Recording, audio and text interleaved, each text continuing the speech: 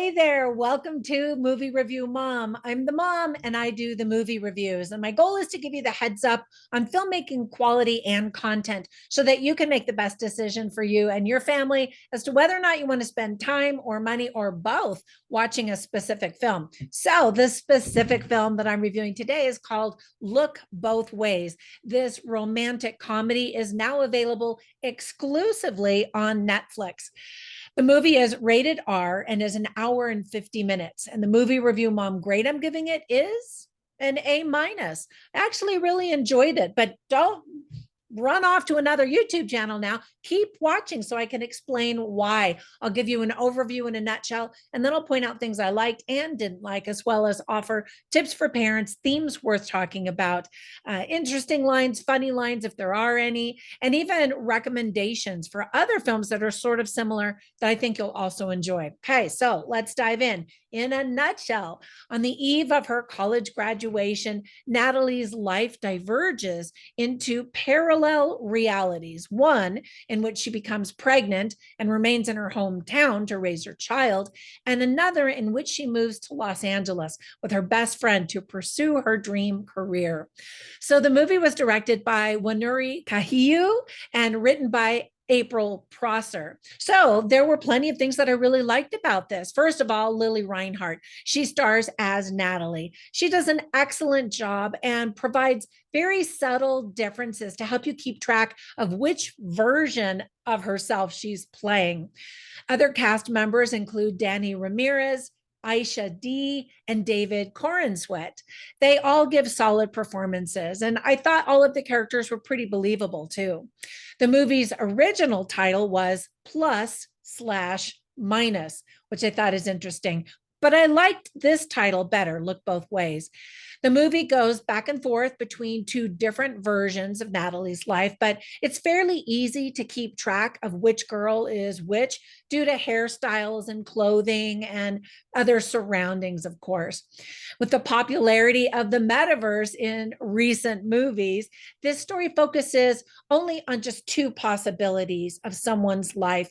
And I think it's really relatable because I think all of us have probably wondered, what if I made that choice? What would have happened? How would my life have ended up? Or if I married that person or dated that person or went to school or didn't go to school. I mean, so many different options and so many different choices. Ultimately, I strongly believe that it is the choices that you make in life that will determine the quality of your life.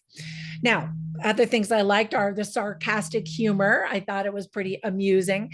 And I loved the ambiguous ending and reassuring message. Ambiguous meaning, we didn't get all of the details of how things ended because, of course, it wasn't the end. No spoilers, though. Now, with that praise, there was just a couple of things that I didn't like or thought could have been handled better. The first one really isn't an opinion on the film, but on the content. So sadly, I think a lot of girls treat sex casually and end up getting knocked up like the girl in this movie, not realizing how dramatically their life will change.